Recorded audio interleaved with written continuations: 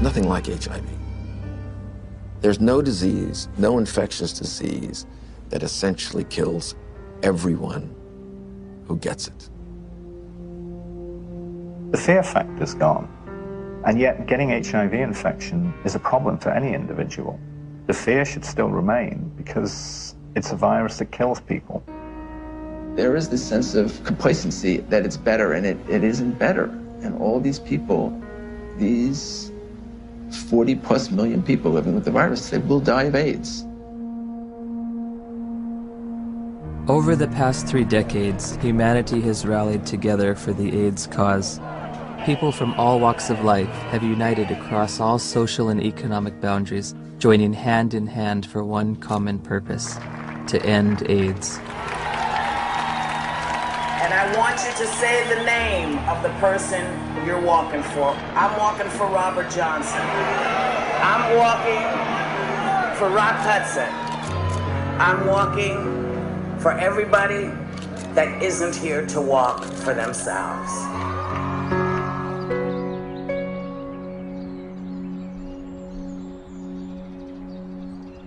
The statistics are growing, all except for one. That's the amount of people cured, and it's still 0. In theory, we could cure AIDS on a piece of paper. Maybe someday it'll come. I can't say when. Despite all the major progress we have in chemotherapy of those patients, none of these patients got rid of the virus. I don't think the pharmaceutical industry is very interested or invested in a cure. You know, I don't mean to be too cynical, but the reality, I think, is that, you know, the situation they've got now, which is lifetime treatment with expensive drugs, that kind of suits them pretty well. A cure is going to require some very tricky and sophisticated molecular biology, and I frankly don't see it happening. Ever? Ever.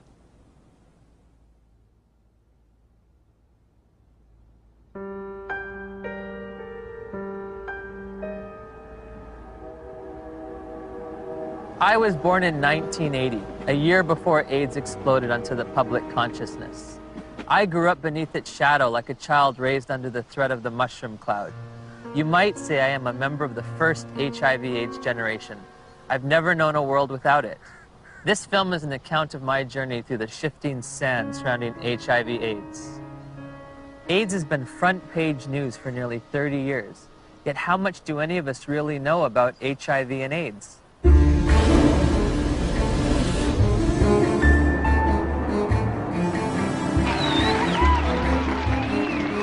What is the difference between HIV and AIDS?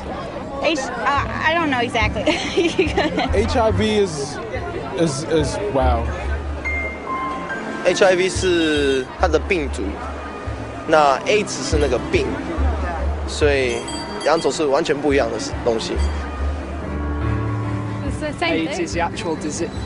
It's the same I don't know thing. really. I don't know the difference. I know HIV is less deadly.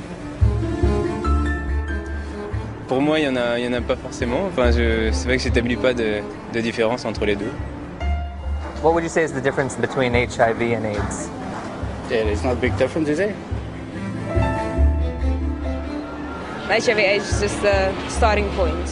HIV, it's a virus. The actual virus is AIDS. People around the globe were just as confused as I was. So I sought out the world's leading HIV/AIDS authorities, among whom were the discoverers of HIV, the key White House advisor on AIDS issues, and the executive director of UNAIDS' global response to the epidemic. Meeting with these distinguished experts, I candidly asked, what is the difference between HIV and AIDS? The difference between HIV and AIDS is a really critical concept, and unfortunately it's one that seems to escape a lot of people, or just they don't remember it after hearing it.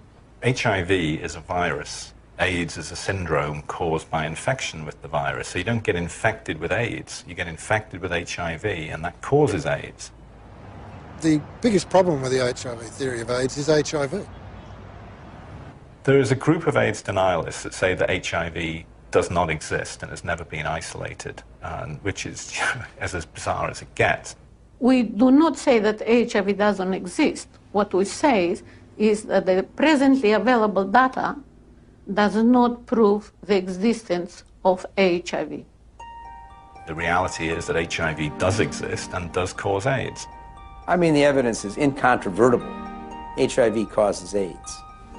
All right, that's a theory that's there. Let that theory be there. But let's have some other conversations. Let's have some other research. Let's have some other funding. Maybe something else is working here. No.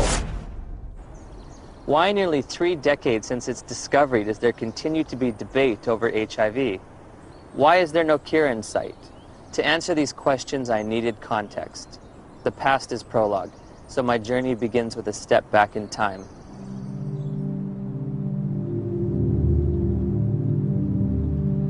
The National Center for Disease Control is reporting more cases of 2 rare and deadly diseases found in homosexual men. There is no apparent explanation for the outbreak.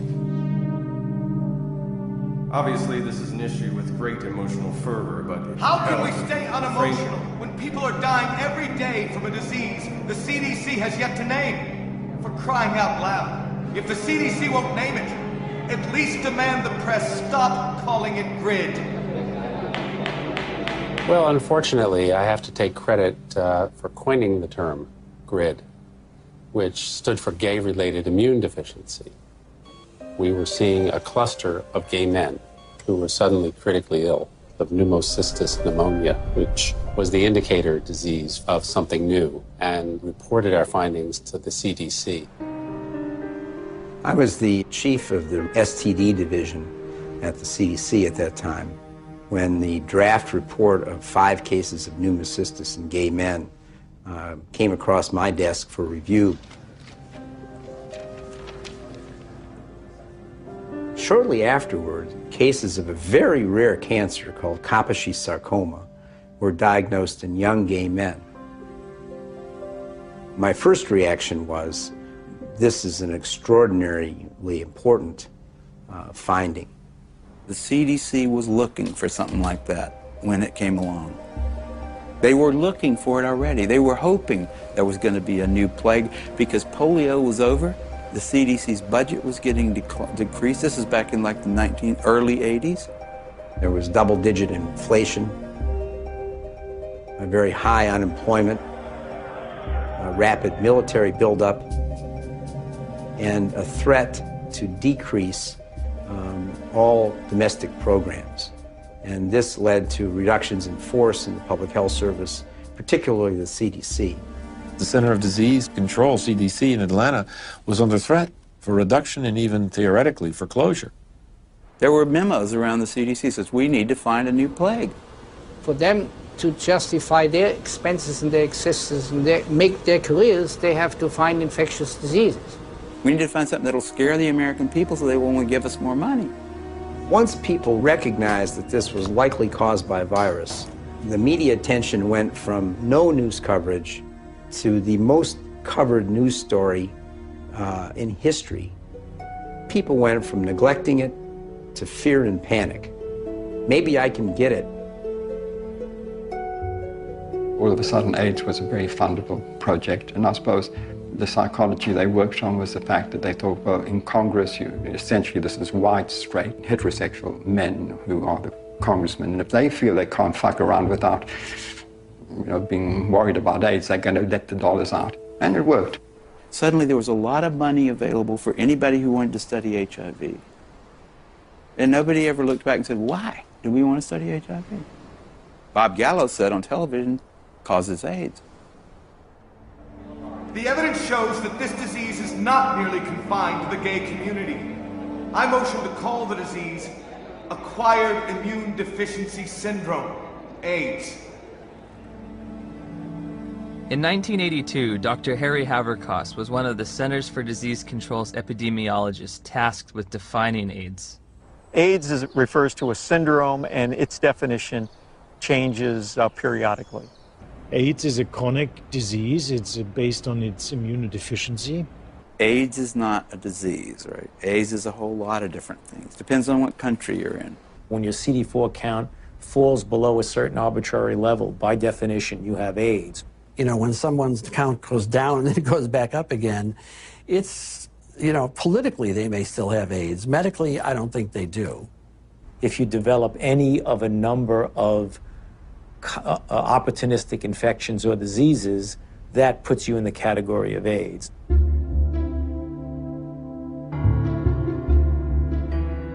We don't even know what AIDS is. AIDS is so hard to define because they change the definition of it every year.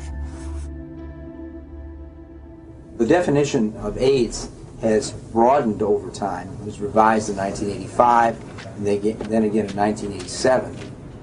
The changes in the definition have been political. Every time they change the definition, the numbers go up. The definition has changed many times. The biggest change was probably in 1993, which they then, added the CD4 count and HIV, and, so you could not even be ill, but if you had a CD4 count consistently below 200, you now had AIDS. A closer look at the Centers for Disease Control's documents reveals that AIDS numbers actually declined in 1993, but a retroactive definition change increased the estimates by more than 100%. The more diseases they could lump into this AIDS syndrome, S stands for syndrome, the better the chances are they get patients under that umbrella, the more patients they could catch. As time goes along, definitions get used for a variety of issues, and some of those are not based solely on scientific decisions, but politics and capitalism and reimbursement comes into play. For example, a person with hepatitis C, even say here in San Francisco, if you've got hepatitis C and only hepatitis C, you're shit out of luck. Having an AIDS diagnosis, I get a free apartment. The city of San Diego pays my apartment. I can have the state of California pay for many medications related to HIV. I get Social Security benefits. I can get discounts on my supplements at the local health food store.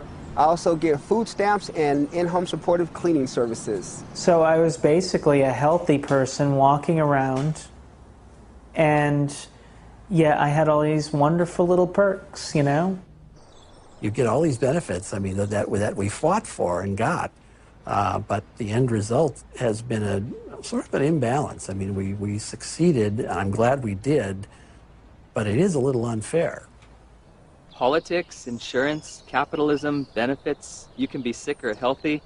I never would have thought that AIDS was so convoluted. Right. Well, as I said, that has changed. How you define that scientifically has changed quite often.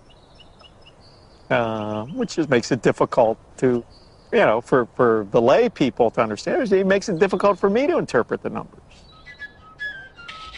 Africa is purported to have the highest incidence of AIDS cases on the planet.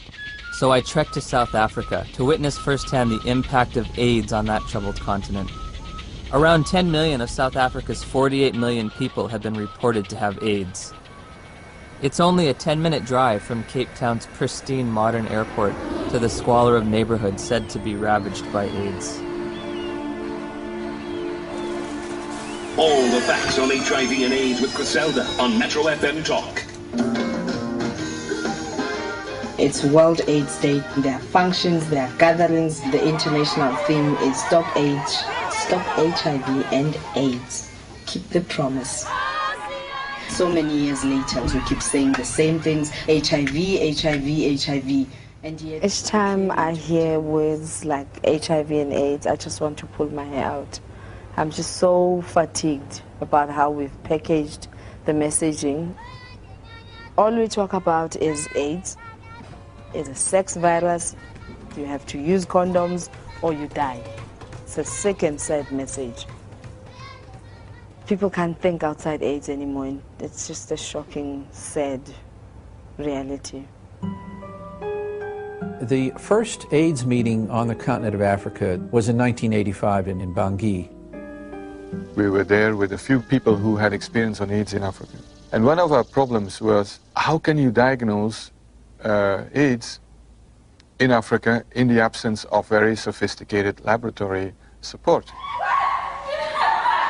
Even though by 1985 there was a HIV test, most of Africa didn't have access to it. So one of the things that we did in that meeting was to sit down and hash out the so-called Bangui criteria for the diagnosis of AIDS in Africa. The idea was, what would be a simple way for a clinician to look at a patient and say that this patient likely has AIDS? We say somebody who has a combination of certain signs and symptoms like major weight loss. And if you have a combination of that, you can say this is probably somebody with AIDS.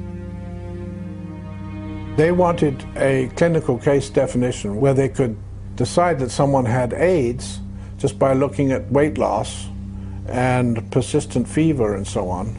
It gave something to clinicians in Africa to diagnose AIDS. And that helped in the overall effort to count cases, because we needed to know what was the impact of the epidemic. They could discover AIDS all over Africa at that point. They could say that we are all at risk, but they could say it's spreading around the world. They could say it affects women as much as men, because almost anyone in an African hospital could be diagnosed with AIDS without having to do the HIV test at all. Whole nations have been led to believe that, in some instances, that they've got large percentages of their population infected and doomed because of this sexually transmitted, supposed sexually transmitted virus. It's such a tragedy. Daniel, Jambo, lot of people here is very sick and is very dying. What kind of sickness do you see around here? It's HIV/AIDS. What is AIDS? We don't know. We don't know. So here you're living in a mud hut, and here some kind of white men with doctors who you respect, and they tell you that there is now among you an invisible disease, and it gets into your blood and can stay there unseen for years, and when it manifests itself, it's going to manifest itself in the forms of diseases you've always known. Maybe if you look skinny, if you lost weight, maybe they'll simply say, hey, you have AIDS, or you're coughing a lot, maybe. They'll say you have the disease. This cannot help but create extraordinary paranoia in people's minds. They say, well, what is going on with us? My neighbor next door he's got malaria. Does that mean that he's actually got this dreadful disease that the whites are talking about? Like I could be fat now, then the mentality is that if ever I become teen, then it could be one of the symptoms. I have to ask myself, why now? Why at this time? Dr. Christian Fiala argues that many doctors have misused the Bangui definition. In the era before AIDS, we had to admit we don't know the diagnosis and we could hypothesize. But nowadays, what doctors do is, well, if we don't know what it is, it must be AIDS. We did have patients with the conditions we now regard as AIDS defining, even before the advent of AIDS. People could have TB and not have HIV and fulfill the Bangui criteria. They'd lose weight, they'd have TB, and they could look like they have AIDS when they don't.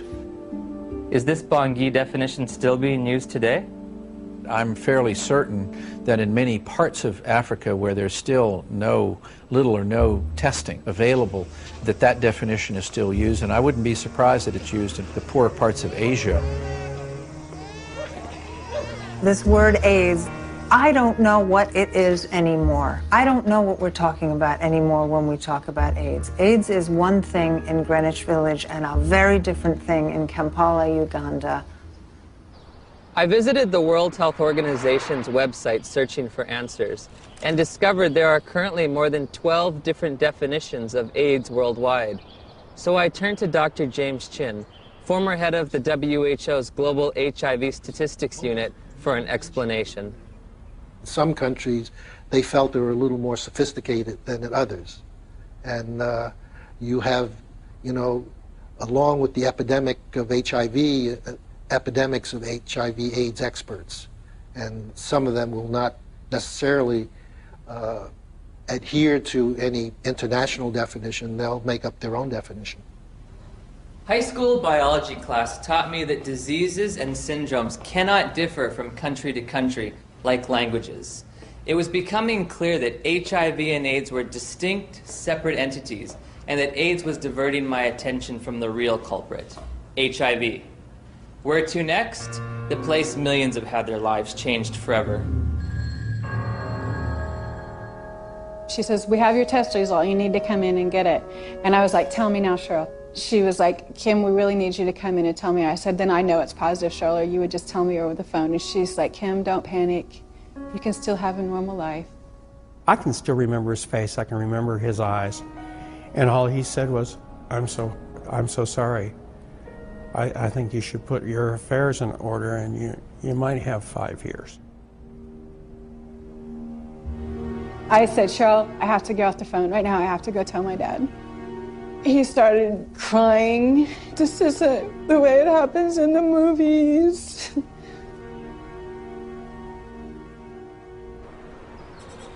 It's 7 a.m. here in Johannesburg, South Africa, and I'm a little nervous because I'm about to go in for my first HIV test. Have you ever gone in for an HIV test? No. No. No. No. No. Yes, I have actually, a few years ago. Were you nervous, apprehensive? I was, very frightened. The nearest testing center wasn't in a hospital or in a doctor's office, but on the main concourse of a bustling train station, beneath a few portable tents. HIV testing facilities are everywhere, from street corner kiosks to shopping malls. I'll be tested with a rapid test, which looks for antibodies to HIV.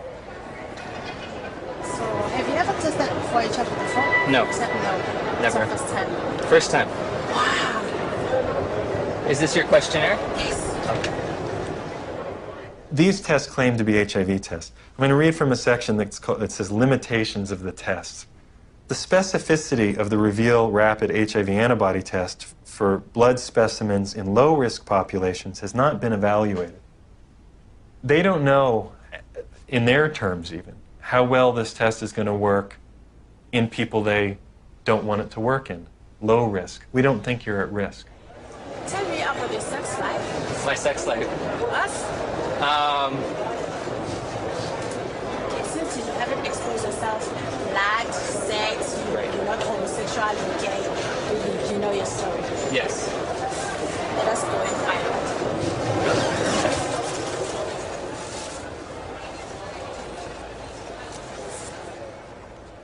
In 1990, we flew to Romania to adopt a baby.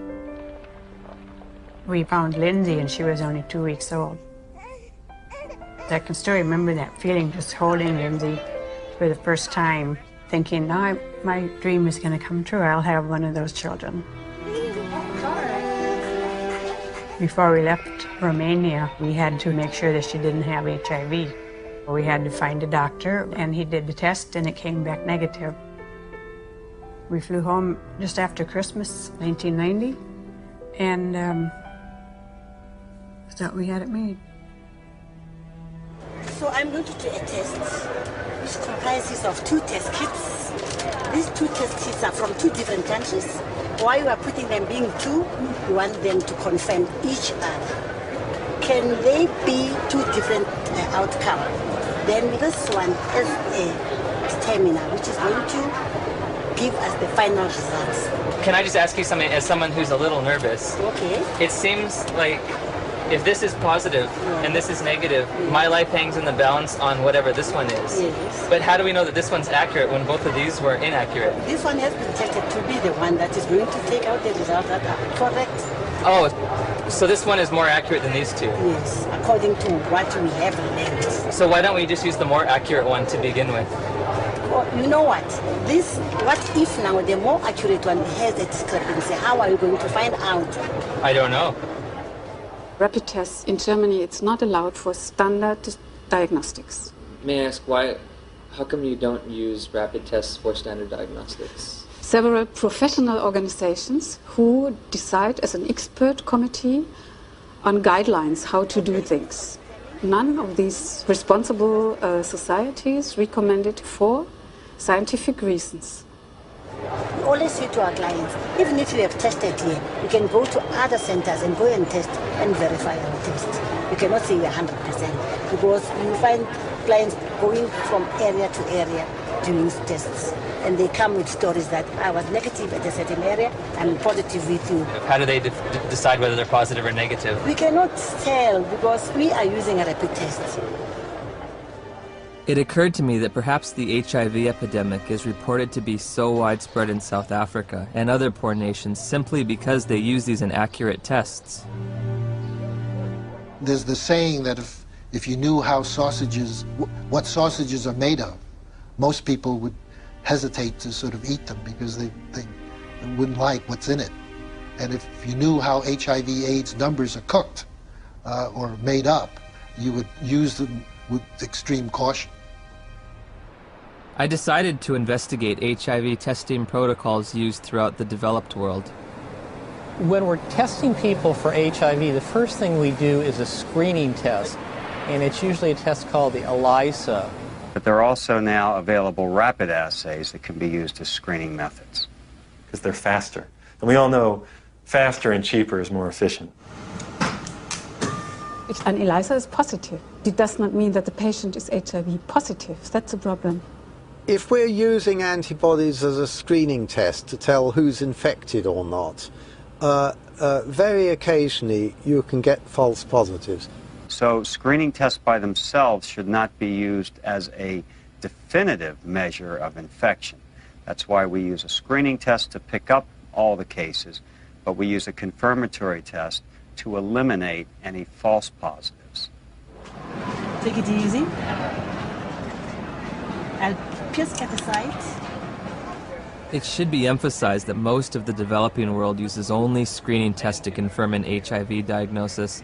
There are no confirmatory tests. Time now is 25 past. At 22, the results will be out, which is going to be 15 minutes. 9 days after returning home, Steve and Cheryl's pediatrician ran a battery of tests on Lindsay, including an HIV test, even though Lindsay had tested negative for the virus in Romania. Dr. McHugh called us and said, we run into some problems with the testing that you did at Methodist Hospital, and you'll need to come right in and see me. I said, well, what is it? She says, well, I'm not going to tell you over the phone. I said, I need to know exactly what this is. He said, we got bad news that she tests positive.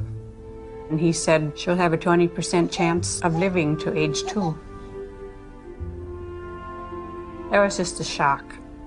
Just a shock after all this joy and happiness. We finally found our daughter, and I'm dancing around Romania, and now I come home, and it's like somebody could just stab me. And then I had to call my mom, and that was the worst phone call I've ever had to make, because I even remember saying, that poor girl, she's just not gonna make it. So that we don't have to go to somebody and say, well, you might be infected, but it might be a false positive. We do a second test. That's a test usually called the Western blot. In 1992, when I was told by my doctor that I was HIV positive, that was only a verbal admission to me. She didn't give me the written paper that came from the lab that tested my blood. I found out that it says this indicates possible infection by virus. There can be mistakes from the antibody test, and there are conditions that can cause the test to be inaccurate.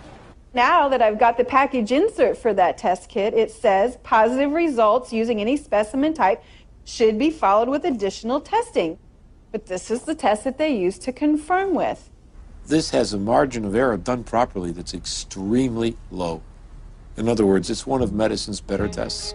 I don't think the Western blot is a useful diagnostic test. I don't think it's worth doing. Did he give a reason?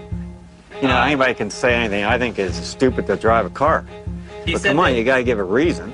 It's a useful prognostic test. Once you know that someone is infected, then you can follow their antibody responses well with Western blots. I'd say he's absolutely wrong. It has a complete usefulness. You don't need a Western blot.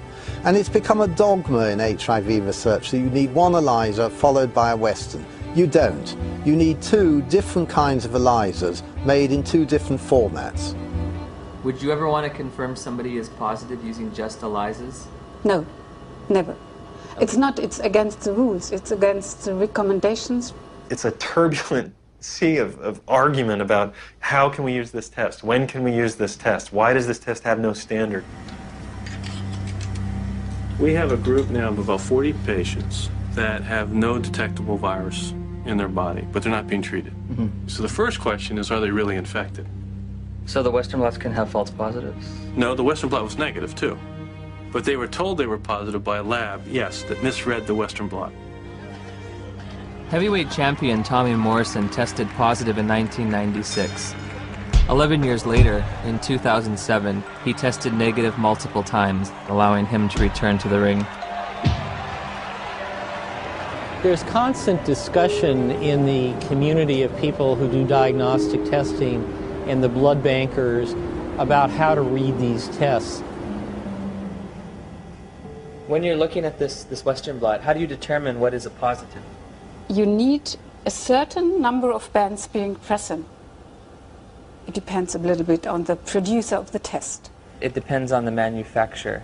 Is there different criteria for what might be a positive? Yeah, there are different criteria from the manufacturer.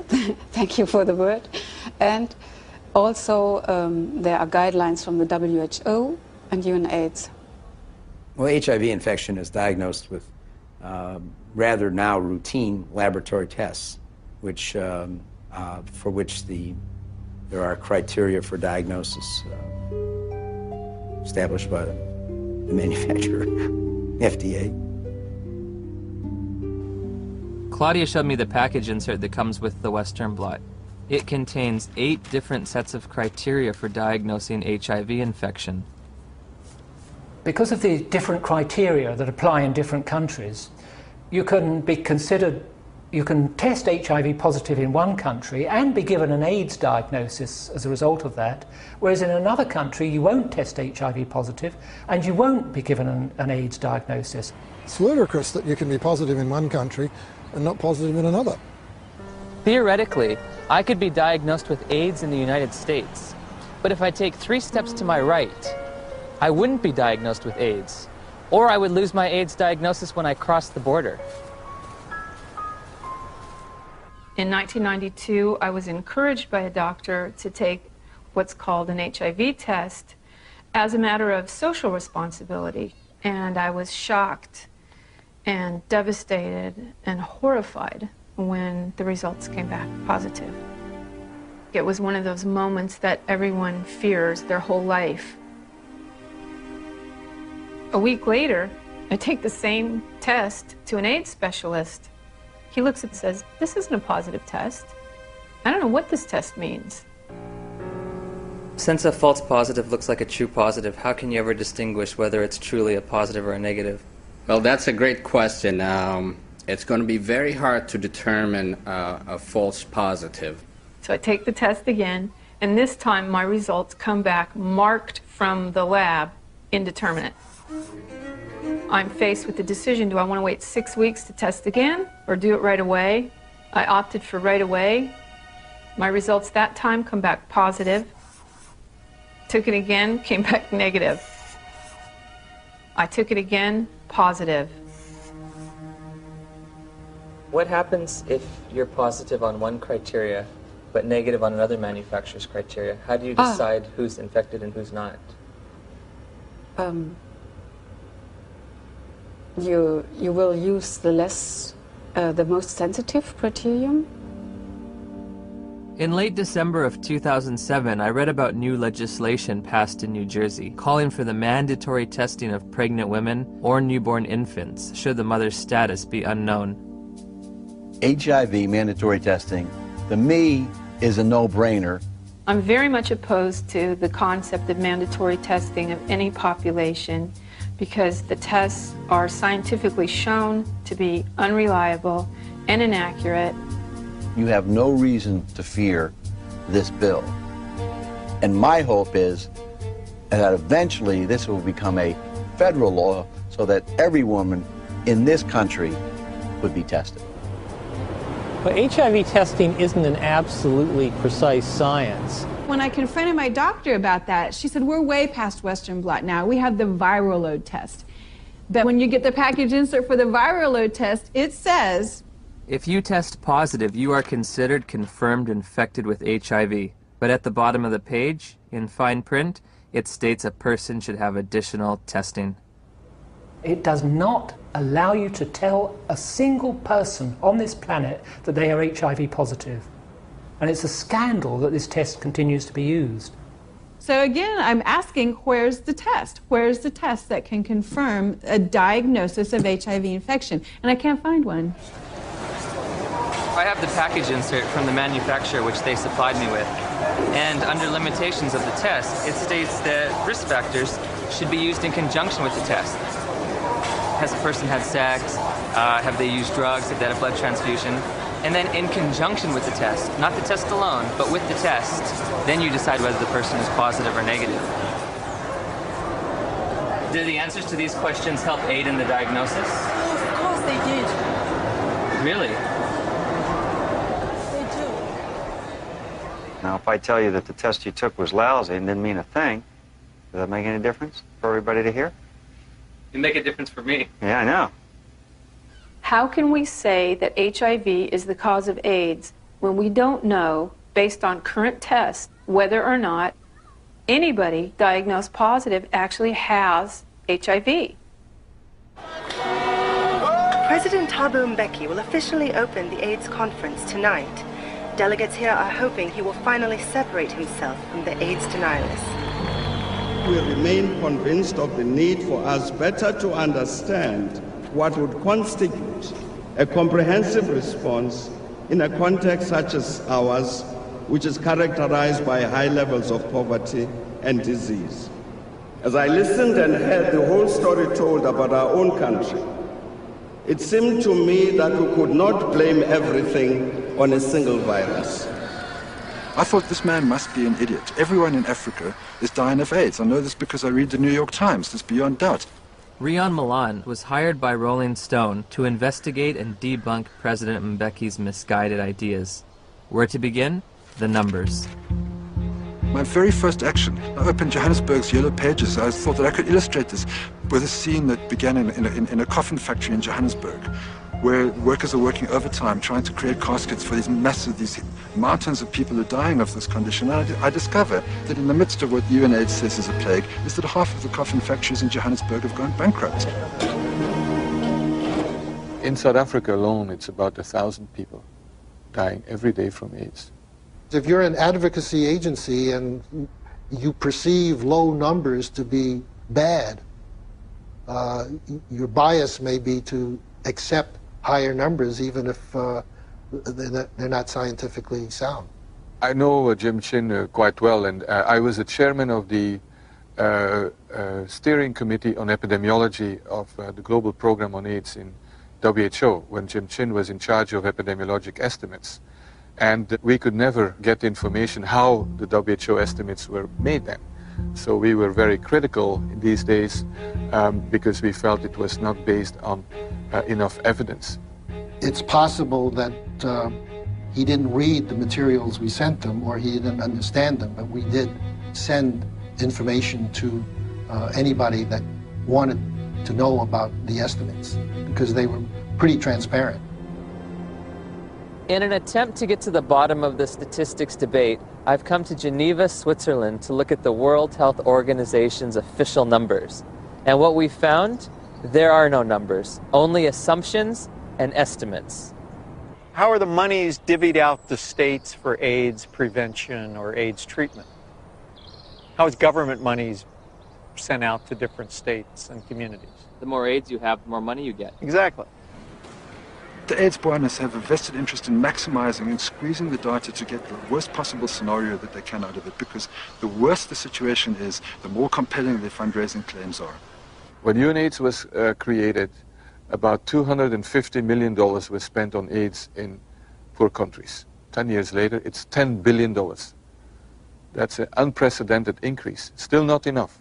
When that was created, the first thing Peter Piot said was that UNAIDS is an advocacy agency, pure and simple. And this was my first objective when I came into this job, and that was put it on the political agenda. He divested himself of all of the program aspects and the scientific aspects of AIDS. This is not a scientific issue. This is a matter of politics. Except one unit. He kept sort of the numbers unit. we are really doing a major disservice to say it is not as bad as it looks like, because actually it is much worse. 1 month after my interview with Dr. Piot, the Indian government slashed their estimates by nearly 60%. Shortly thereafter, UNAIDS acknowledged they'd been overestimating global HIV statistics for more than a decade. They've painted themselves into a corner, and now their house of numbers is falling apart. America is leading the fight against disease, and I call on you to double our initial commitment to fighting HIV/AIDS by approving an additional $30 billion over the next 5 years.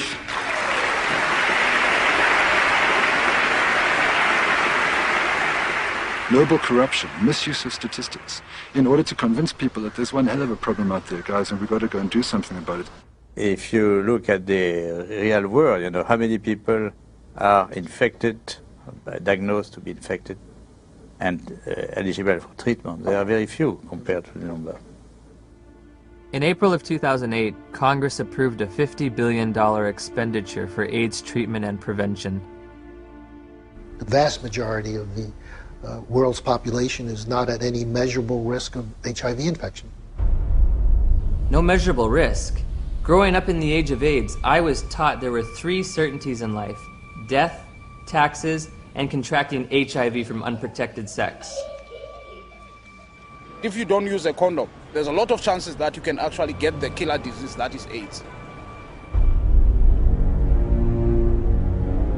I did a study of the heterosexual transmission of HIV in California, and we recruited individuals who were infected with HIV.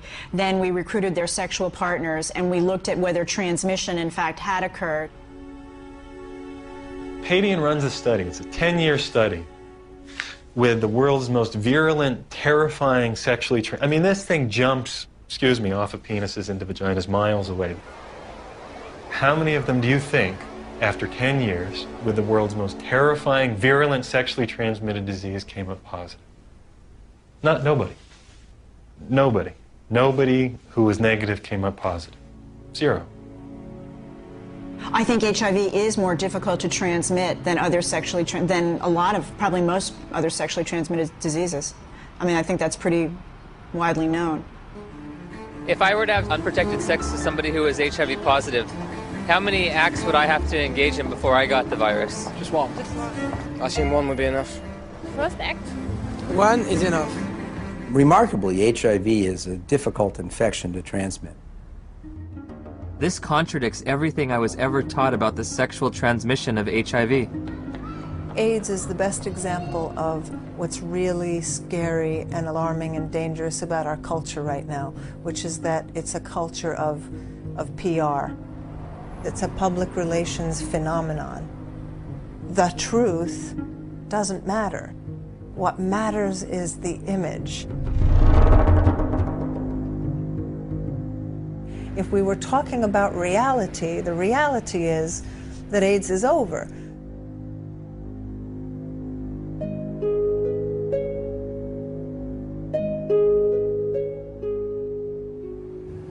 Somebody decided in the early 80s that there's this infection called HIV. And upon deciding that, I don't think it was debated enough. In 1983, Dr. Luc Montagnier and his team of researchers identified what they thought might be the cause of AIDS. I really was excited because we knew it was a new type of virus, not shown before in man, and very likely to be the cause of AIDS. Of course, at that time we didn't have the full proof it was the cause of AIDS. That initial work was rapidly reinforced by additional virology and serology studies in Bob Gallo's lab in Washington. Gallo got pushed by the Reagan administration that wanted to do something on AIDS finally. They literally told us to just close CDC's lab down. We don't care about it. There's a bunch of gays, who gives a shit? And that was really their whole story. So the whole thing that they rested their political response was, well, we discovered the virus. Good afternoon, ladies and gentlemen. The probable cause of AIDS has been found.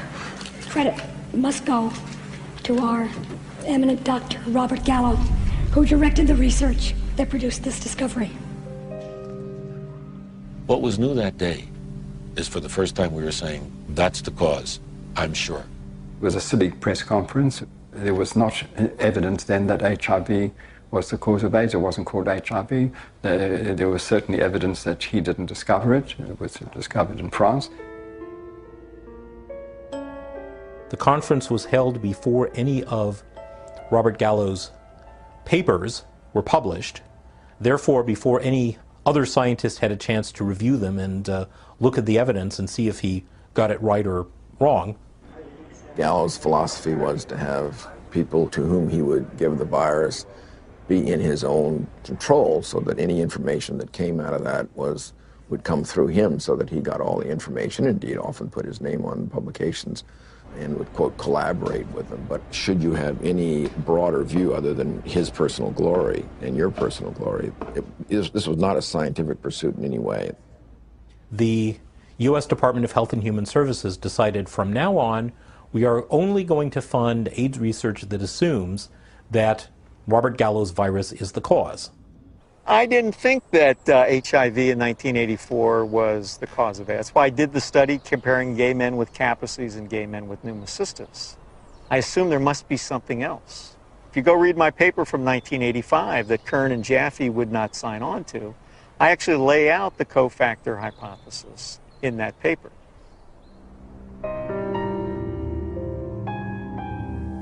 I'm a promoter of the role of cofactors in AIDS. Well, cofactors just says that the cause of a disease is by more than one factor. Just simply being infected with HIV is not going to do it. You need certain cofactors. Cofactors are not necessary. Dr. Fauci would say HIV causes AIDS without the need for anything else. That's kind of ridiculous. The data that indicate that any different type of infection like mycoplasma or something like that is a necessary cofactor, I believe those theories have been debunked. What the fuck does he mean? Sorry. What's it? Sorry. What does he mean that there are no cofactors? Where's he coming from? There's cofactors for everything. Cofactor implies something specific. And it really gets us off into tracks that are wandering. Gallo isn't gonna change his mind, but he's probably 70 years plus now. He's gonna remember things. We all remember things that are good for us, and we forget the bad things. The cofactors are important to really understand how people get ill, why they get ill.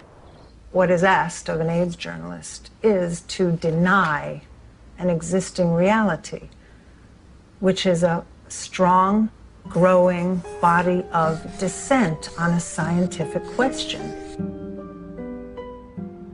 In August of '92, my dad had just read his latest National Review, and there was an article in there about Peter Duesberg, a maverick cell biologist. He said he didn't think HIV caused AIDS. To deny that this well-identified, well-characterized virus is linked with AIDS is, to my mind, just potty. He said, I can't replicate this in my office. I can't get this virus to do anything. We thought, oh my gosh, my dad is really daydreaming. He's trying to wish this all away because he knows how upset we are. Just wish it all away, and everybody will be gone happy. If Fauci would say, here's $1 billion for alternative theories of AIDS, you wouldn't believe what's going to happen. A lot of HIV researchers overnight would start cofactors. The first year they would call them cofactors of HIV. And the next year, the co would be topped and HIV would be topped a year later. Peter is highly intelligent. He did excellent work. I mean, no wonder he got a full professorship in Berkeley and was nominated to the American Academy of Sciences. But I told you very frankly that he's killing people with his theories, and I still stick to that. They attack him, they attack his ideas, and they present some bogus way of refuting what his science has said that doesn't really refute it. Peter Duesberg? Yes. Oh. They're all prostitutes, most of them, my colleagues, to some degree, myself. You have to be a prostitute to get money for your research. You're trained a little bit to be a prostitute. But some go all the way. In light of all this scientific uncertainty, I asked Dr. Fauci for evidence linking HIV to immune deficiency disease. When you put the combined findings of the initial characterization as a distinct retrovirus isolated by Montagnier and his group, together with Gallo linking the virus to being the cause of AIDS, and they put those things together, and that's how we have a confirmation of the causative agent of AIDS, namely HIV. Still unclear about the evidence for HIV's existence, I decided the best way to verify it would be to actually see it. I asked Dr. Hans Gelderblum, a world-renowned electron microscopist, if he thought there was any reason to question Dr. Montagnier's published images. I've seen these publications, stamp-sized images. It's a nuisance. It's a nuisance. You do not really see much. When we saw that photo, we said, suggestive, but not convincing. Dr. Gallo, 1 year later, published photographs he claimed to be of HIV. Were his any better? These pictures were not so impressive. They were not much better than Montagnier's images. It's one thing to look like, and another thing is to be a virus. In 2002, I stumbled across an article by Valander Turner and Andrew McIntyre of the Perth Group in Australia, and it questions whether there's ever even been found a virus. I became consumed with researching this. I could read from morning till night every day, and every link to another link, and I would email to these people and say, where's the test? I want to know. Am I dying? Am I contagious? And they weren't even very kind. They were just like, read our articles again. How many times do we have to tell you there's no test? It is crucial to understand that an AIDS diagnosis is forever. It cannot be reversed or alleviated. The stigma attached to people knowing that you have it and are living with it is worse than actually living with it. I can't think of anybody who's ever been evicted from their apartment because they had breast cancer or because they had cerebral palsy. I did a campaign to address stigma. The message is that if anyone is infected, we are all affected. Some have it medically, some have it socially, some have it culturally. And at the end of the day, if it exists anywhere, it exists everywhere. We don't all have AIDS. And once you start bullshitting, it's a problem. You know, we don't all have AIDS. We all have to be sympathetic to AIDS. And yes, there's all kinds of people who get HIV infection. But you know, we don't need to make, in my view, non-truths, you know, or just to have a slogan or a symbol. We all have AIDS. No, we don't all have AIDS. But my message is you do have it, whether you want to accept it or not. Are you medically susceptible? Maybe not. But are you socially vulnerable? Yes. In June of 2007, the BBC featured a news story which began, HIV infection theory challenged. Living cells are complicated, and how they work inside the body is even more complicated. So there's still a lot of debate as to how exactly HIV causes AIDS. In March of 2008, the Washington Post went on to state that multiple surprises have reminded researchers how much they still don't know about HIV's biology.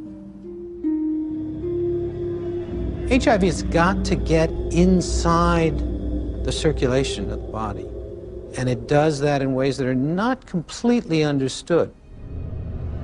The prime target for HIV is a T cell population called CD4 helper T cells. The way that the virus gets into the target cell, it fuses its membrane to the membrane of the cell. I don't understand the fusion process. I don't think anybody completely understands it. We have a relatively poor understanding of how viral proteins interact with proteins in the cell. How come our antibodies aren't able to keep HIV in check? It's an excellent question. That's one of the great stumbling blocks. They can't prove that HIV is the cause of AIDS, okay? They cannot prove that HIV is the cause of the collapse of the immune system, no matter how many scientific journals says it is. When you go to the basic research, it doesn't prove it. We are almost convinced that there is other factors that are involved in the loss of CD4 cells, and we don't know yet all the mechanism. How HIV depletes the T cells so an individual advances to AIDS is probably due to multifactorial elements. One is it will kill the cell eventually that it infects. HIV does not necessarily kill the cells that it infects. Some T cells are directly killed by HIV, and other T cells keep the virus in check. It's a silent state within the cell, and I think in many cases these cells can return to a normal function. Can that cell return to a normal state? I don't think so. When I was told I was HIV positive, I accepted that on a very deep level, but only by having the courage, the open minds,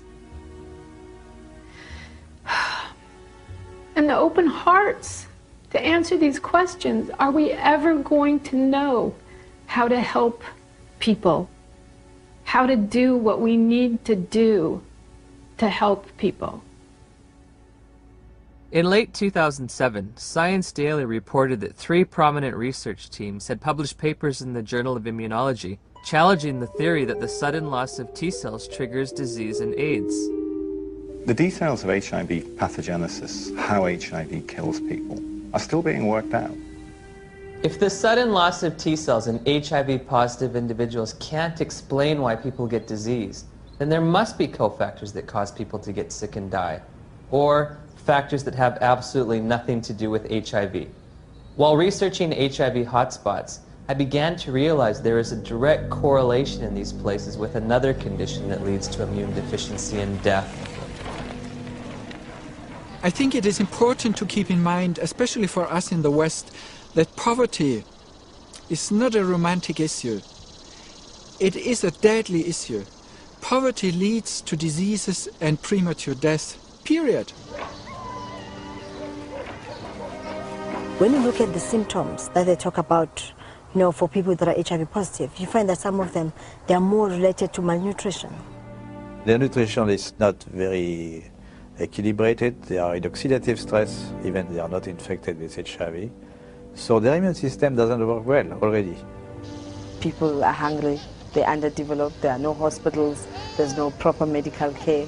You take away poverty, you're giving people an ability to fight infections. These are toilets. Yeah. We don't have flushing toilets. When flies get into the toilets, they actually come back to touch our food, you see. And look, we need to take that food. And we don't know which infections are there. So how do you expect people must survive in these places? Look there.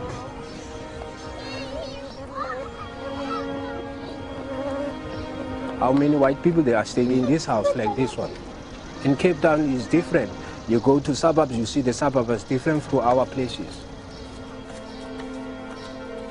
Why have we done nothing for African people, just like give them clean water so they don't die in infancy of diarrheal disease and stuff like this? All we care about is HIV, AIDS. Well, question, well, there's money in it. There has to be, other dynamic working to lead public interests to the African situation and ignore clean water, sanitation, malaria. I mean, things that kill people. This is the beginning of a war. It is a war to reclaim our health. In 2008, USA Today published a news story that stated, if we look at the data objectively, we are spending too much on AIDS. About $10 billion a year is spent on AIDS, while 2 billion people live with no sanitation. 1 billion lack access to clean water. And malnutrition kills someone every 10 seconds. These factors enable diseases to thrive and severely weaken the immune system of those living in such squalor. If we were to take all that money and put it towards developing poor countries, God would be so proud of us, indeed, because we would have taken away the major challenge that's facing humankind, and that is people dying in silence. It's slow, painful deaths from being scared of something that was just packaged as AIDS. Could it be that the real epidemic is extreme poverty, not HIV? On the other hand, HIV allegedly occurs in the United States as well. So I looked for alternative causes of immunodeficiency in this wealthiest of nations. There are other ways you could produce a condition that looks like AIDS, but they too will be some source that causes a severe defect in the immune response. 19 million Americans now, 19 million are taking illicit drugs every day. But we don't talk about this. This is politically incorrect. There have been a number of theories as to what the origin of HIV/AIDS is. One of them was a theory that certainly turned out to be completely incorrect, that it's a lifestyle phenomenon. There's a large epidemic of STDs in general in the late 70s, and particularly in gay men. In San Francisco, New York, Los Angeles were meccas of the new lifestyle, which came from the liberation in the post-Stonewall era. The more partners you could have, the more you were striking a blow for gay lib. I remember talking to one of the people who was at the forefront of that lifestyle. It very much felt like if he did have another bout of syphilis or gonorrhea, whatever it might be, that it was like a notch, a victory notched up for his right to exist as a gay man. I went on a vacation to Los Angeles, and it wasn't that wild, but one night I went to a bathhouse. I came home with, get this, at the same time, syphilis, gonorrhea, and 2 forms of parasites. I have no views about that, in a judgmental kind of sense, but certainly from a public health point of view, that's kind of a prescription for disaster, because AIDS first occurred in these men who were not healthy for reasons that were obvious to everyone.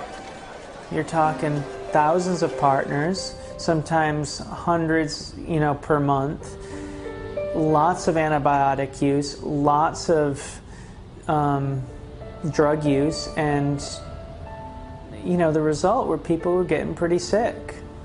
There's a drug called amyl nitrate that was developed in the 1850s and 60s. Came in ampules, and they became known as poppers because you'd pop them when you open these ampules up to sniff them when you had coronary artery disease. The first AIDS cases, for example, that Mike Gottlieb reported were all 5 gay men. They were young. They all used poppers. Poppers, something you walk around huffing all night. I mean, it says flammable, fatal if swallowed on the side of the bottle. They're walking around huffing it all night long. Why? Gives you a great rush. Poppers was a sex drug. They were in every gay bathhouse, every bar, every porno bookstore across the nation. Poppers were visible on the dance floor in the discos. At the end of an evening, the bartender would announce last call for alcohol, last call for poppers. It was like a mad, wonderful kind of a dance that was being done. But if you think that can happen forever, you're wrong. Whether or not HIV exists, whether its role in a weakened immune system is almost irrelevant when you compare it to what was going on at that time. The lifestyle explanation proved politically unacceptable, but the virus explanation proved very, very acceptable to many different parties. Pneumocystis pneumonia and Kaposi's sarcoma were the hallmark diseases for AIDS in the early years. To go back and deconstruct it and say, what exactly did cause pneumocystis carinea? I remember the first patient that I ever saw, my resident brought me to see a young gay man with pneumocystis pneumonia. I knew a little bit about the use of poppers or amyl nitrite inhalants, and I started asking the patient if he used them, and it turned out that he was a very heavy user. of amyl nitrites, and much to the surprise of my students, I said, I think the man probably has destroyed his pulmonary immune system by inhaling this toxin. What exactly caused Kaposi sarcoma? We know that now. It was amyl nitrite. We saw KS decline, interestingly parallel to the decline in popper use. We now know that Kaposi sarcoma is caused by a second virus, the human herpes virus strain 8. To rescue comes another virus. As always, when you're in trouble, you find another virus. If one wants to look at really what causes this, we've got to look beyond just HIV and just beyond HHV8. Calling it a disease, see? And to give it that name, AIDS. So everything's included under that, and you don't have to just say, I mean, if you just said, you know, these people are getting a lot of weird diseases, all kinds of diseases, it wouldn't have had the same impact. It was much better to say, there is a infectious organism on the loose in America, and it could get you.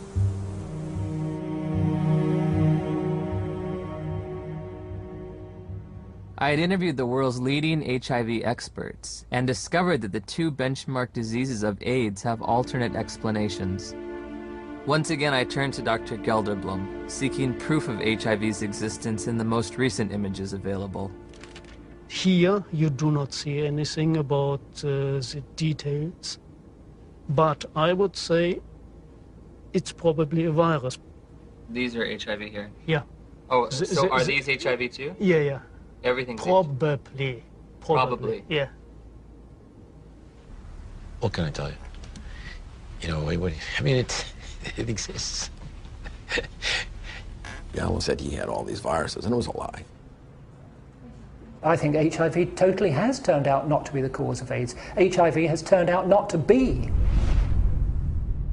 Gelderblum's images, said to come from isolated HIV cultures, provided no proof for HIV's existence. So I asked Nobel laureate Dr. David Baltimore and Dr. Robin Weiss how they would isolate and photograph this elusive virus. Well, didn't Dr. Gallo do that? I mean, he actually isolated it, so... Yeah. I mean, why should I do all of this? This is all textbook stuff you're asking me. I'm not quite sure what's behind your question about isolation. I don't want to be your textbook, you know? Okay. I got other things to do. They're embarrassed. The scientists have been embarrassed about this. They know that it's flawed. In 1987, the CDC made two mind-boggling changes in the definition of AIDS, which are in effect today. You can be diagnosed with AIDS without ever having an HIV test. In 1987, I had a lesion on my arm, and it was KS. Kaposi sarcoma. The doctor diagnosed you with AIDS without an HIV test? Yeah. You can be diagnosed with AIDS if you've tested negative for HIV. Alvin Friedman Keene found 16 patients with Kaposi sarcoma among gay men in New York City in the 80s. They did not have HIV infection. Yet they had AIDS by our definition, right? In a World Health Organization publication, Dr. Chin writes, "It should be emphasized that the surveillance definitions for AIDS were not intended to be reliable indicators of HIV infection."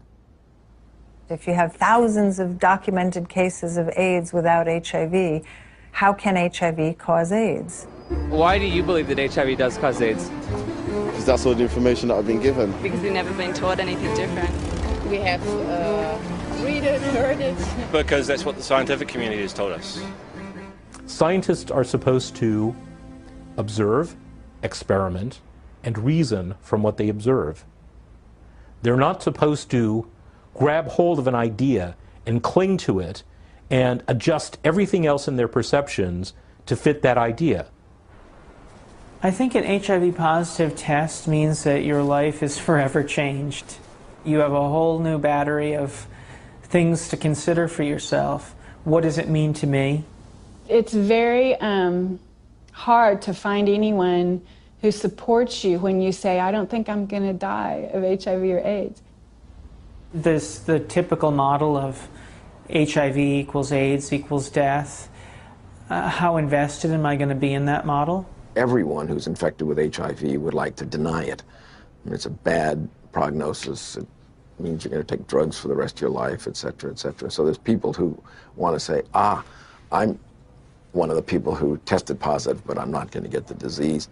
Do I start treatment?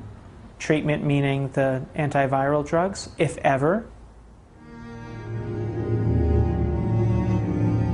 We started taking Lindsay to a doctor at the Children's Medical Clinic. She gave us a prescription for retrovir syrup, which is AZT. It was so important for us to get something to help our baby that we sat on the floor in the pharmacy and gave her first dose. Shortly after Lindsay began AZT treatment, side effects began to emerge. Her eating habits changed quite a bit. She didn't eat well. She was hard to handle at the table. And then the leg cramps started. Once that started, it got progressively worse.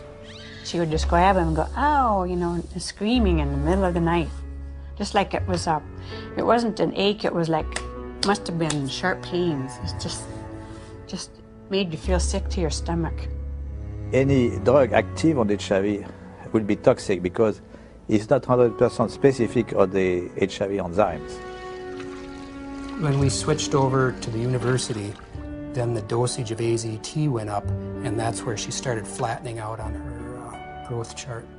The doctors would try to put a positive spin on how well she was progressing. It was mainly in the T cells that weren't always a positive situation. Yeah, the T cell count would go down, and then the doctors would say, well, maybe we better raise that AZT dosage, get that T cell count back up.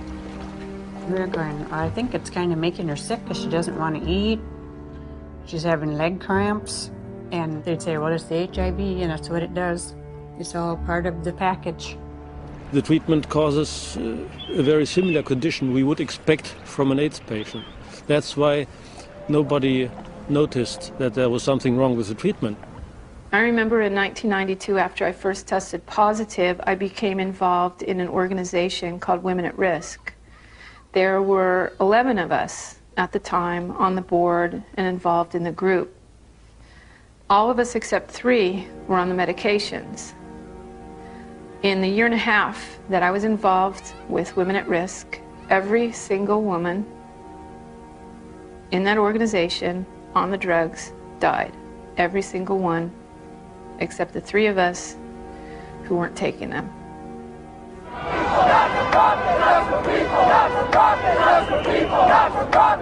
We weren't just given handfuls of AZT, we demanded it. AZT should be praised. Where is your humanity? We considered the FDA not giving us these things as being anti-gay instead of being responsible.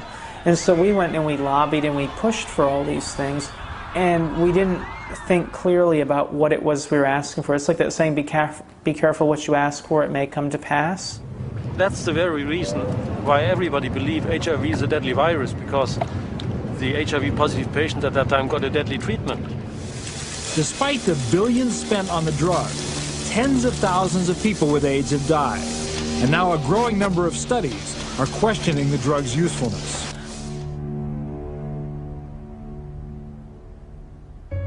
We just decided between ourselves in November to write to Peter Duisberg and say, sorry to bother you. Are you for real? And if Lindsay were your daughter, what would you do? On November 11th, we got a big package, and he said, you must take your daughter off AZT immediately or she will die from it like Kimberly Begalis. That is AIDS by prescription. You get immunodeficiency and you die from the tox. That is AIDS by prescription. When AZT became widely available in 1985 and 1986, I cautioned my patients not to jump on the bandwagon and start being treated. I didn't want to see my community poisoned by an ineffective therapy. I think in retrospect, the dose that we started with AZT was a dangerous and poorly tolerated dose. Nobody wants to realize what was the real effect of this overtreatment. That means that we killed a whole generation of AIDS patients.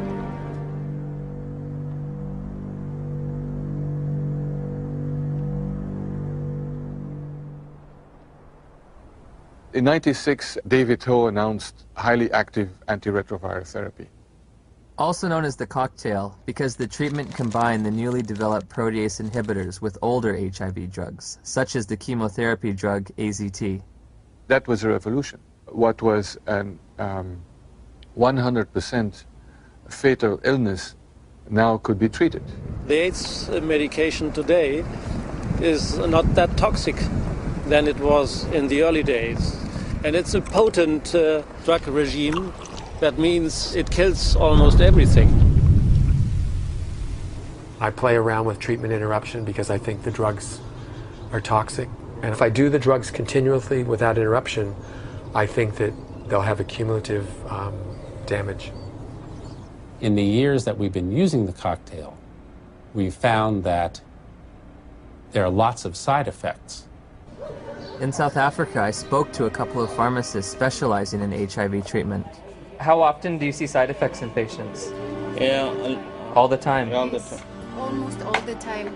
We saw the lipodystrophy, the buffalo humps at the back of the neck, then the lipoatrophy, which is the loss of fat in the face and the arms, giving people a very gaunt look. The risk of heart attack seems to be increased in people on these drugs. With what we have now, the side effects eventually are going to outweigh the benefits. So patients really do better for the short term, but in the long term, they die also.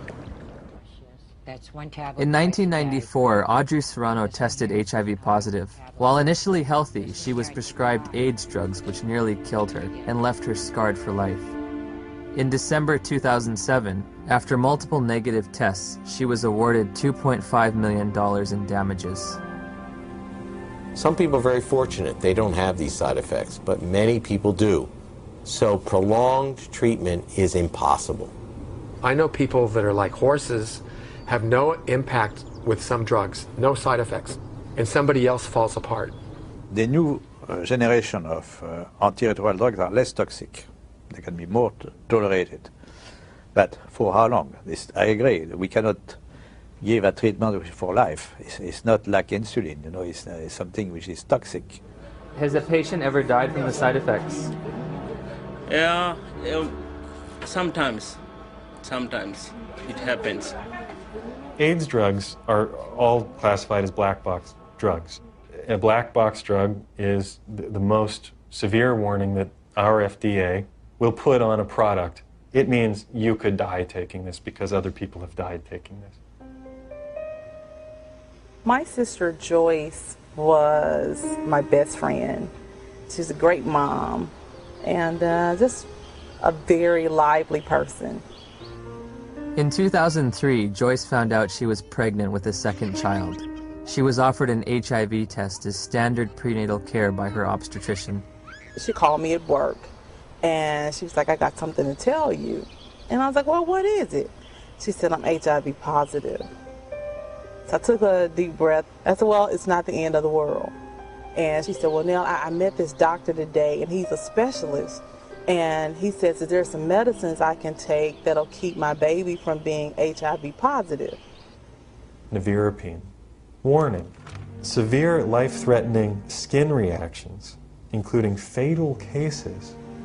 One morning she was covered in these welts and this rash. It was all over her face. It was all over her chest, all over her arms, her hands. When they're talking about a rash that can kill you, they're talking about a drug that targets the actively replicating cells in your dermis, in your mucosal layers, in your intestine, and stops them from working. And what happens? Goodbye skin. I would never take them. I don't have a problem with other people taking them, but I, as Griselda Kananda personally, looking at the side effects that they come with, looking at the toxins that they present in my body, not now, not ever. I have patients tested in 1985. They were all advised to take treatment, but they declined the treatment for different reasons. Because they didn't want to take toxic drugs because they are feeling well at that time. And how are they doing today? They're still living. Healthy? Yeah. Once we came to the conclusion that this was the drug that was causing this problem, irregardless of what the HIV was going to do, she was going to come off the drug no matter what. If taking her off the drugs meant that she could sleep through the night and be happy for 6 months, that would be worth it, rather than live in agony for 2 years or 12 months. You hear a lot of doctors, you hear a lot of educators in AIDS, you hear a lot of people talk about it is probably the drugs that are going to kill us before the disease does.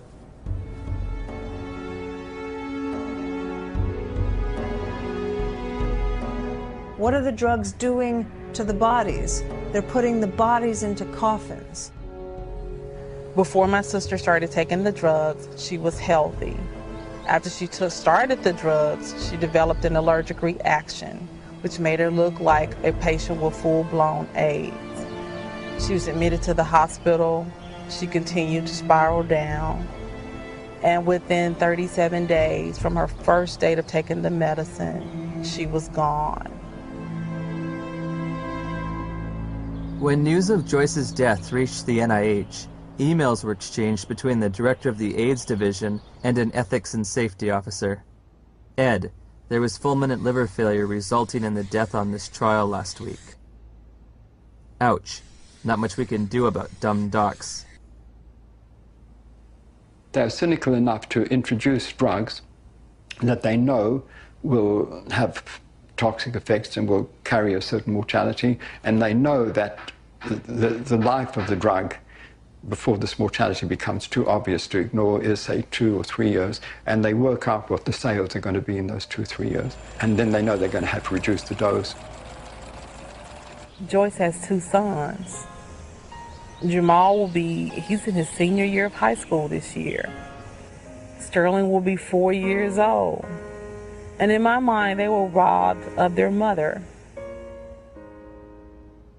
If someone's going to be giving me a diagnosis of certain death in 5 to 7 years, I want scientific proof.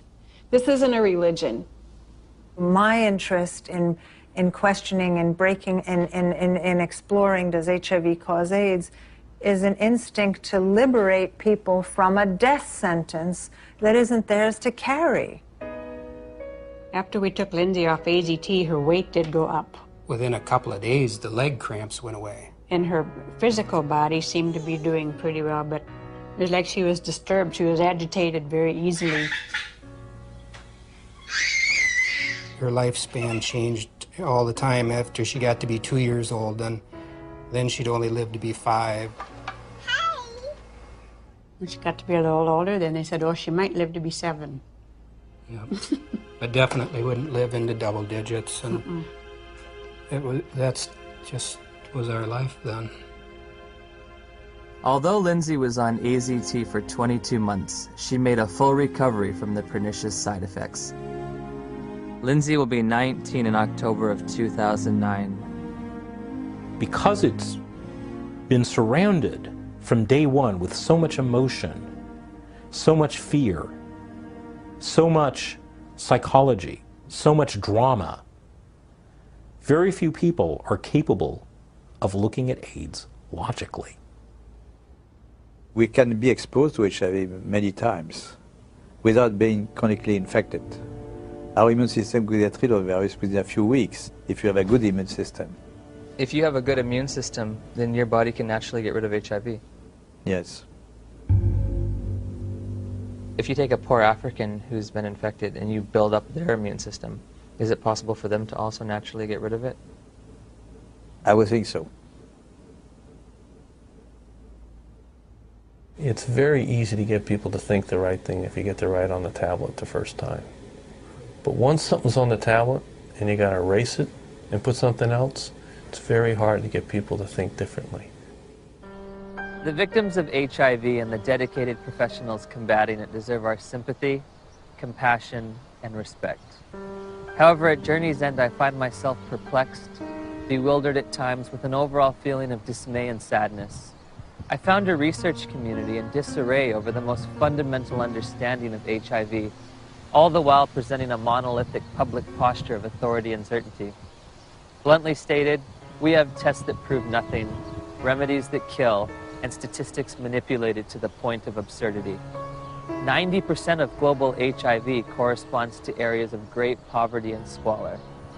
Ironically, while we may have been pursuing a phantom killer, a shape-shifting assassin, perhaps the real enemy has been hiding in plain view, clear as day, and as old as time.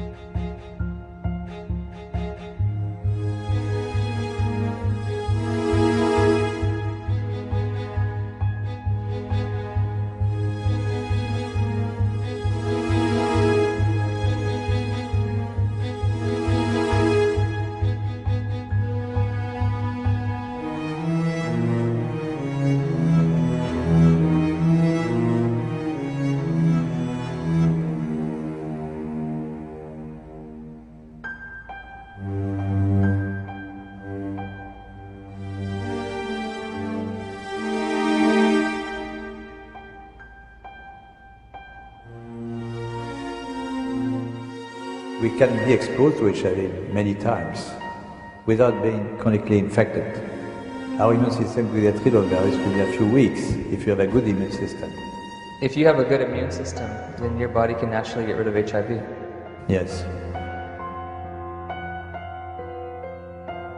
How can we say that HIV is the cause of AIDS when we don't know, based on current tests, whether or not anybody diagnosed positive actually has HIV?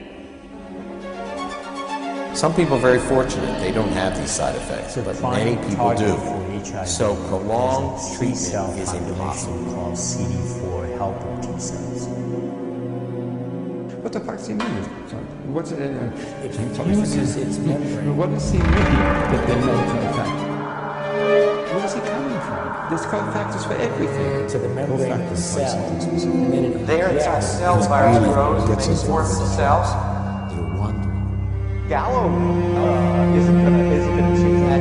It's put out in the circulation. Finds other CD4 cells to infect. There is an ongoing battle. Cells die, the body will replace those cells that die, but there's not an infinite capacity to use cofactors are important. This battle between HIV, how people get ill, why they get ill. What is asked of an AIDS journalist is to deny an existing reality, which is a strong, growing body of dissent on a scientific question.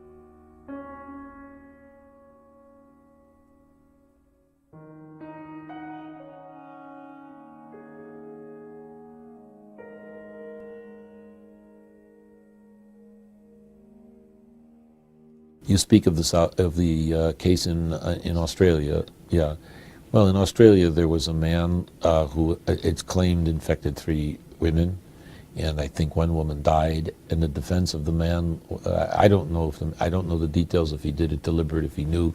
I don't want to get into that and what the punishment should be. But the question is his defense was an absurdity, but that the virus didn't exist. The biggest problem with the HIV theory of AIDS is HIV.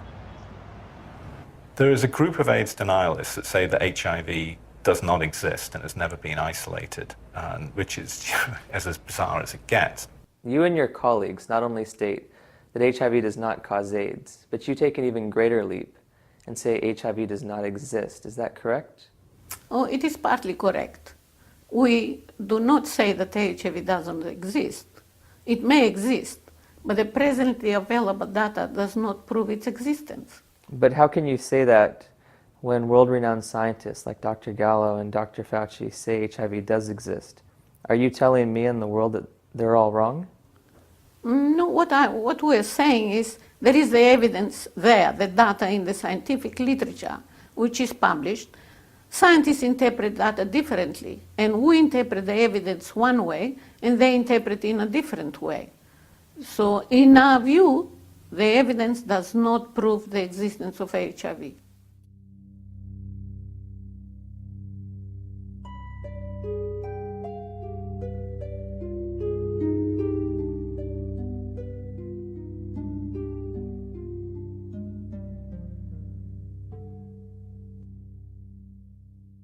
We've all seen pictures. We've seen electron micrographs of HIV. How can you say something that we see isn't there? You didn't see electron micrograph of HIV. What we see is electron micrograph of particles which look like retroviruses. But it's one thing to look like and another thing is to be a virus.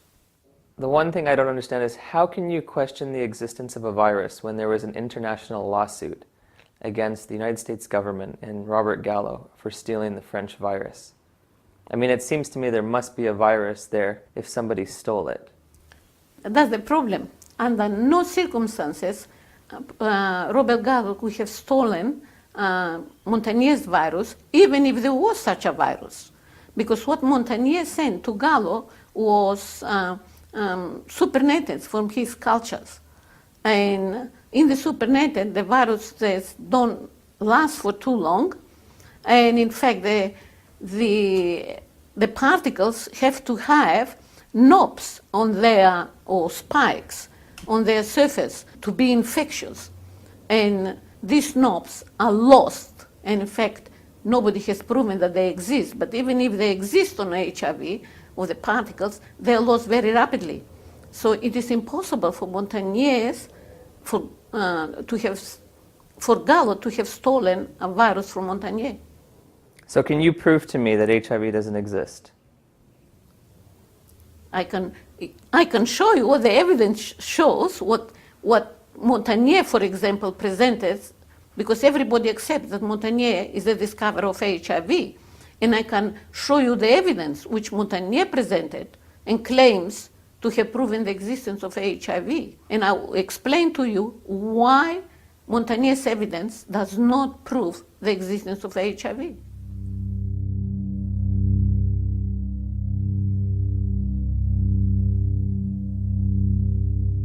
What do we mean by virus isolation or virus purification? These are jargon words in virology, and they're not very precise. They mean different things to different people.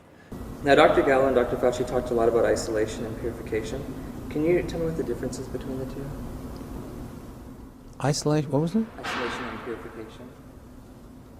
Of the virus? Yes. Well, you isolate a virus by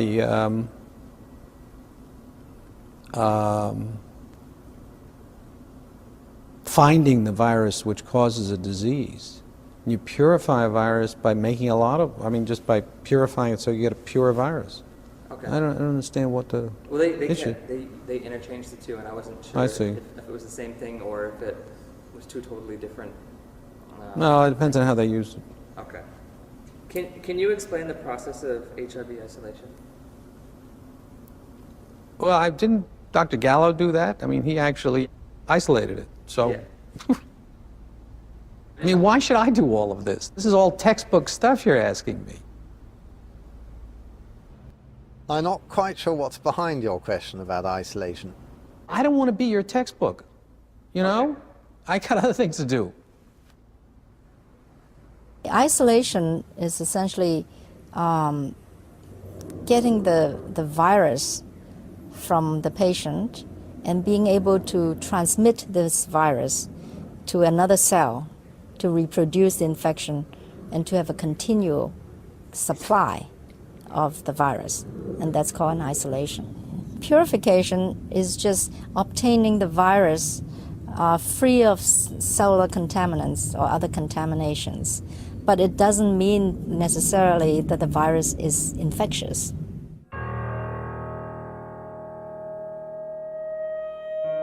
Virus isolation I would take to mean that you take some infected material, like a blood sample from someone who you think or believe may have HIV infection, may already have symptoms of AIDS, and you try and grow the virus from that blood sample. So you would put the blood sample into culture, you would stimulate the lymphocytes to proliferate with various growth factors or cytokines, and you would harvest the virus from the culture medium that you're growing it in. You would spin out the cells, separate the cells from the supernatant, and you would look for the virus in the culture medium. That needn't be a pure medium, because you can use markers of the virus that tell you it's there, such as the reverse transcriptase enzyme. So you can see evidence of the virus without actually purifying particles. In that very first paper from the French group, published in May 1983, there were two things that appeared to class it amongst the retrovirus family. One was reverse transcriptase activity, and one was actually looking at virus particles with the electron microscope. The title of the 1983 paper by Montagnier and his colleague is Isolation of a T lymphotropic retrovirus from a patient at risk of acquired immune deficiency syndrome, AIDS. Now, the word isolation means to obtain something, or to place something apart, or to obtain a substance separate from everything else. Apparently, Montagnier by isolation did not mean this, but something totally different. And I'll explain to what he meant by isolation. He did three main experiments. The first experiment, he took lymphocytes from a patient, now is known as BRU, and he cultured them with many substances, including PHA and other growth factors. What are growth factors? They are substances which make cell to multiply. Okay. Right? Or to live, and to stay alive in the culture.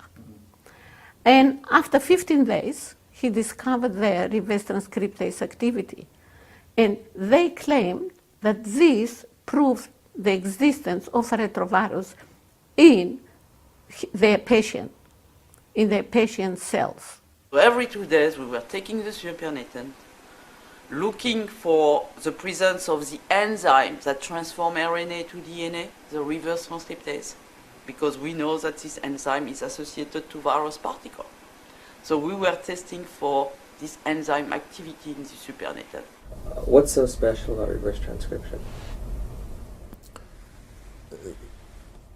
Anytime you're searching for a new agent, you want to have some simple measurement of the presence of that agent. In times past, you would put it on cell culture in the laboratory, and suddenly these beautiful cells will all start turning into dead cells. You say, oh, something's there. And then you put that into an electron microscope and look, and you can find it. All those are rather difficult things to use. If there's something that the virus produces in this culture, you don't necessarily have to see all the dead stuff. You just can take off some of the liquid it's growing in and test it. And one thing you can test for a retrovirus is reverse transcriptase. And it just happens to be that's a laboratory test available for it. So you just take a little bit off, put it into a chemical assay, and you can do it very, very simply. So it's a matter of something that you can put a lot of specimens through, and something that's simple to do, so you can really get maybe not a direct picture of the virus, you can't see it, but you can get evidence that it is there, like fingerprints. Then he took the lymphocytes, which originated from Bruce's lymph nodes, he took these lymphocytes and cultured them with the lymphocytes of a healthy blood donor. And there, again, he detected reverse transcriptase activity. So Montagnier found reverse transcriptase activity, and according to him, this proved that the retrovirus was there. But the only way to say that the existence of reverse transcriptase or the detection of reverse transcriptase activity proves the retrovirus was there is only if reverse transcription was specific to retroviruses, which is not the case. In fact, today nearly everybody accepts that reverse transcription or reverse transcriptase activity is non-specific to retroviruses. In fact, at present, everybody accepts that reverse transcription is present in all normal cells. In fact, as far back as at the beginning of the 1970s, Gallo himself have shown that normal cells, when put in culture and they're stimulated or they're cultured with PHA, they will start having reverse transcriptase activity.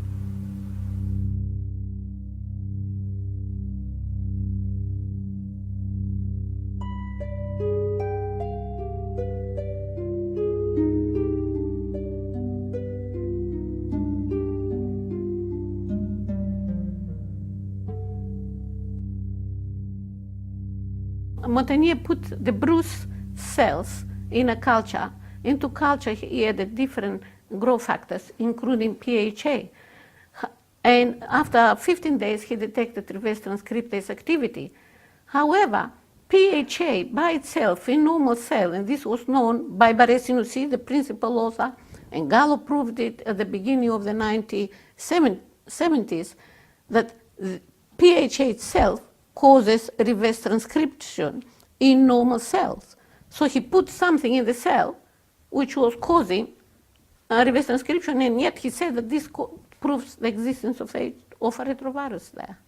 So you're saying that what they found might just be the actual substance they put in the culture and not a virus? Definitely.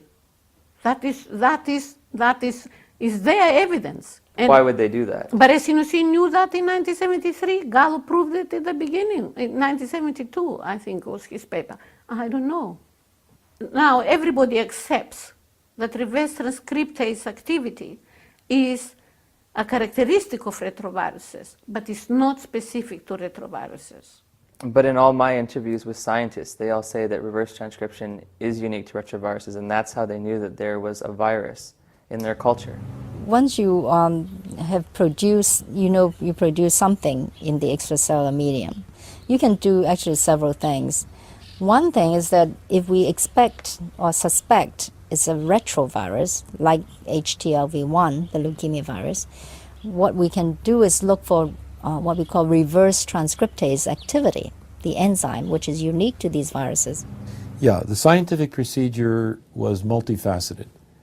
I had a good-sized lab, and so we had divided people up into different primary goals and would meet daily. And the first goal was, if a patient has fully developed AIDS, forget risk groups at the time. We didn't want to get into the risk group. They had AIDS, documented AIDS. Could we take their blood, get their T cells, like we would do with any, like the leukemias, like we did with the leukemias, the same protocols we did with leukemia. Take those T cells, clean them up from other cells, grow them with interleukin-2, our old friend, and see if we could find any evidence of release of virus particles, and if we were right that they would be retroviruses.